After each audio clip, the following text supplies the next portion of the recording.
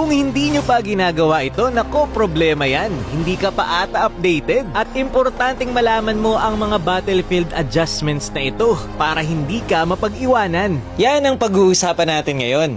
Umpisa natin sa jungle adjustments. Dahil nga sabay-sabay na nag-i-spawn ang mga jungle monster, ikaw bilang solo player dapat alam mo kung ano ang gagawin mo. Dahil uso na ang invade ngayon, ito ang mga pwesto na dapat bantayan mo bago ka pumunta sa lane mo.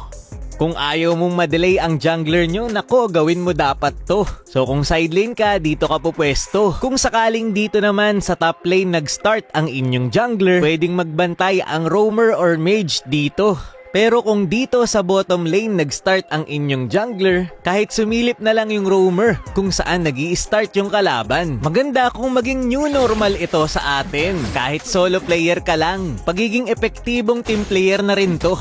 Next natin ay yung bush vision optimization. So aware naman kayo guys na hindi na gumagana yung delay eye. Yung kapag nakatago yung kalaban nyo sa bush, tapos pumasok ka sa pinakamalapit na bush, hindi na magde-delay yung mata nyo.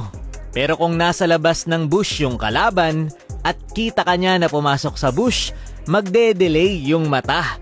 Ibig sabihin, hindi ka kagad magiging invisible kapag kita ka ng kalaban na wala sa bush tapos pumasok ka sa bush.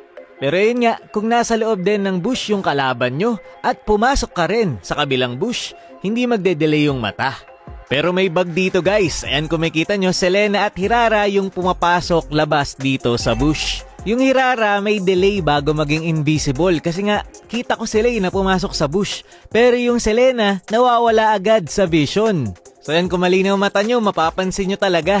So buggy pa to at kailangan pang ayusin ni ML. Pero ang pinaka-point dito, importante na ngayon na mag-check bush gamit ang inyong skill.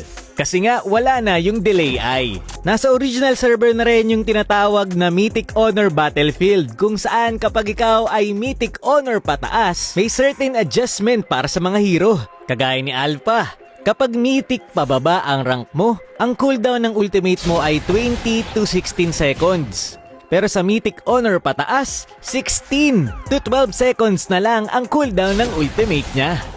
Ganun din kay Edith. Yung cooldown ng kanyang skill 2 sa Mythic pababa ay 10 to 8 seconds, pero sa Mythic Honor pataas, 8.5 to 6.5 seconds. Mas mabilis. Kapag ang rank mo ay Mythic Honor pataas, ang lakas din ng physical defense reduction ng skill 2 ni Dirot. 75% agad kapag enhance. Kay Melissa naman, kapag Mythic Honor pataas ka, yung cooldown ng skill 1 mo ay mas mabilis din ng bahagya. Kay Cecilia naman, mas malaki ang max mana increase at mana regen ng kanyang stack kapag Mythic Honor pataas ka. So pwede mong i-consider gamitin ang mga hirong ito kapag Mythic Honor ka na. Ikaw, Mythic Honor ka na ba? Anong rank mo na? Yun lamang muna for this video. Maraming salamat sa panonood and to God be the glory.